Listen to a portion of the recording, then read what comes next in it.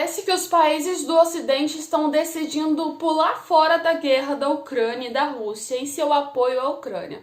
Além disso também, a gente viu que meio que Maduro está jogando verde para colher Maduro com um sistema aí de petróleo e poluição.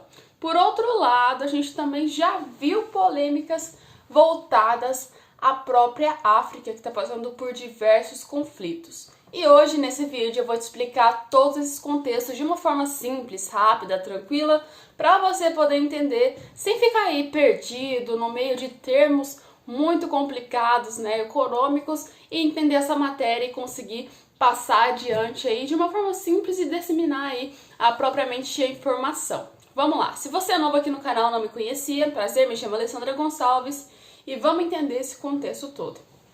Para quem não sabe, a Ucrânia, a cada dia que se passa, ela começa a chegar mais perto do território russo. Ou seja, desde quando as bombas de fragmentação chegaram à Ucrânia, a Ucrânia conseguiu ter um avanço muito significativo para o território. Ou seja, conseguindo conquistar áreas que ela já havia perdido para a Rússia, né? E além disso, talvez chegando até mesmo tomar os territórios russos.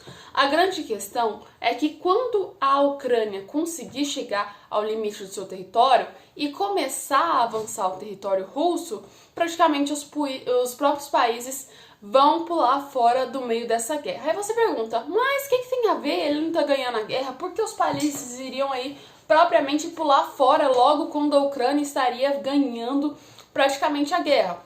A questão é que a própria Rússia tem algumas cláusulas em sua Constituição que geram problemas. Uma delas é o artigo 5º da Constituição russa, que traz aí a questão de um armamento nuclear no caso de ataque. Então, se a Rússia fosse invadida, ela meio que tem o direito de contra-atacar nuclearmente outro país e seus aliados que estejam fazendo parte da guerra.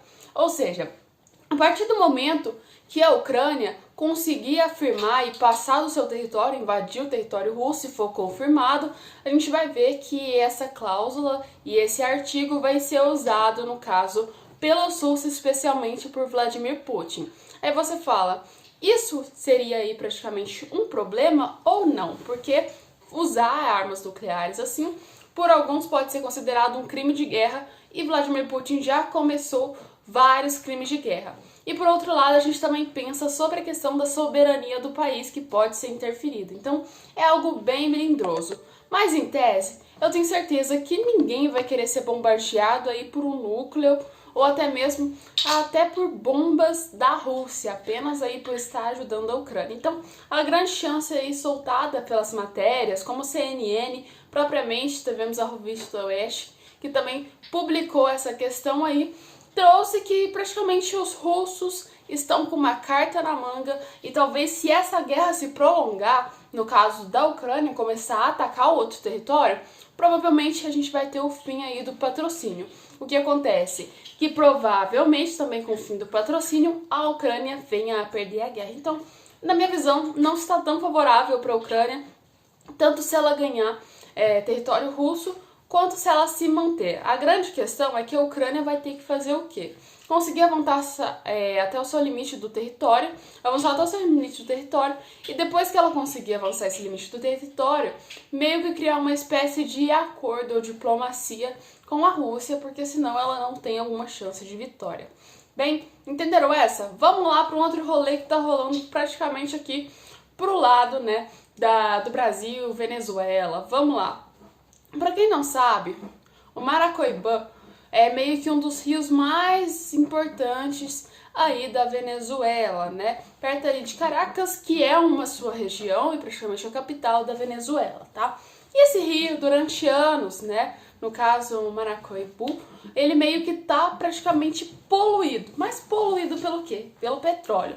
Porque a cidade que está colada com ele, que tem praticamente o mesmo nome que o rio, ela meio que é uma das maiores fabricantes de petróleo e tá aí entre uma das principais da economia venezuelana na época, que tinha-se ainda bastante quantidade de petróleo vendido. A gente viu que isso deu uma reduzida. Mas acontece que a cidade é ricamente cheia de petróleo.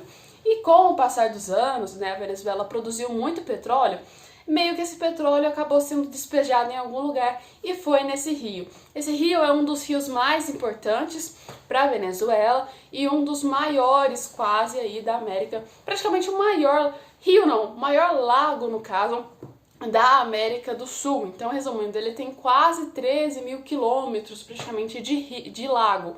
Então, é muita água e muita água que praticamente não tá aí tão potável e não está completamente conservada. Tem tóxicos que o próprio petróleo pode ter jogado na água. Então a gente viu que não é algo viável, tá? Ou seja, esse rio está prejudicado. E o Maduro, depois da questão de eleições, né? Lembra de falar que ia ter fazer eleições democráticas em 2024 e jogar várias outras coisas, parece que agora está tentando se redimir ou com os venezuelanos ou pelo menos se redimir com o cenário internacional. Porque ele disse que vai aí despoluir esse lago, trazendo aí o fim dessa causa ambiental. Seria a Venezuela tentando passar uma visão mais diplomática e preocupada com o ambiente para ter uma volta aí do comércio na Venezuela? Ou seria então que Nicolás Maduro esteja fazendo realmente por bem e que ele quer uma Venezuela melhor?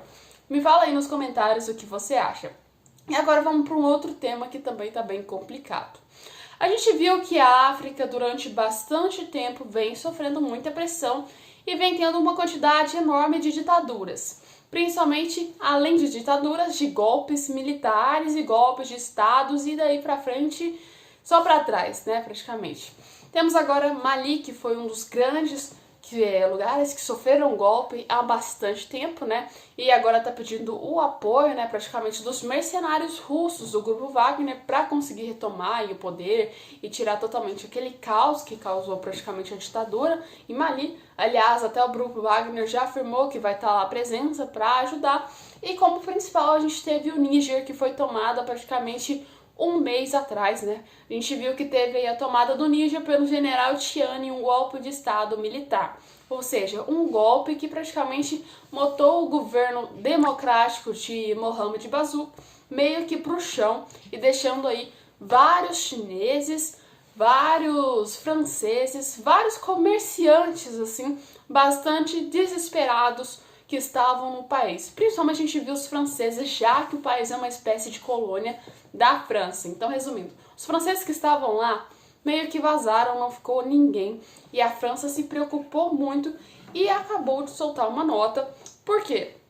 Porque o embaixador da França, que é o Sylvain Thier, meio praticamente ele decidiu ficar ali no meio do caos, depois de os mercenários, depois de os militares jogarem golpes, depois daquele caos todo, ele falou: não, gente, eu não me importo com nada disso, vou ficar aqui porque eu quero mostrar que a gente tá aqui, a França tá infeliz com isso e que não vai rolar a saída da gente daqui. Obviamente eles vão tirar ele de lá, né? É óbvio que eles não vão deixar ele lá dando uma de boa samaritana. Provavelmente aí a gente vai ver que os militares do Níger, né, praticamente vão cascar com ele de lá e vão extraditar ele, no caso, propriamente para a França, ou então eu não sei o que vão fazer, né.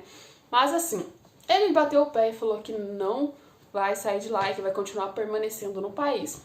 O que gerou um embate, que agora a França tá querendo trazer uma interferência um pouco maior no Níger, até propriamente militarmente.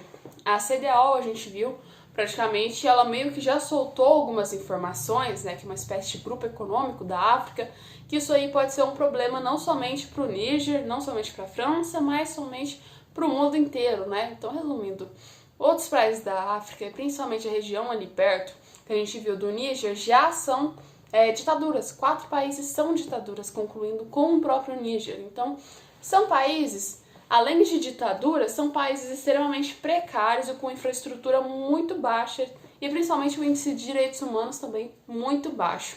A gente viu que o Níger está fazendo manifestações, né? Manifestações muito grandes contra propriamente, né? Um lado está querendo ser contra aí, né? Os próprios franceses, e outro lado também está contra o governo aí, praticamente do general Tiani, que acabou de tomar o poder. Mas a grande questão, será que essa ditadura militar vai praticamente durar bastante tempo? Ou será que não vai durar, vai apenas continuar ali aquela ditadurazinha rapidinho e logo logo acaba e para de existir ditadura e no final não vai dar em nada? O que você acha? Coloca nos comentários e logo logo a gente volta com mais vídeos. Estamos aqui fazendo vídeo, uma correria, mas a gente vai trazer vídeos todos os dias para vocês aqui no canal. Um beijo e até o nosso próximo vídeo.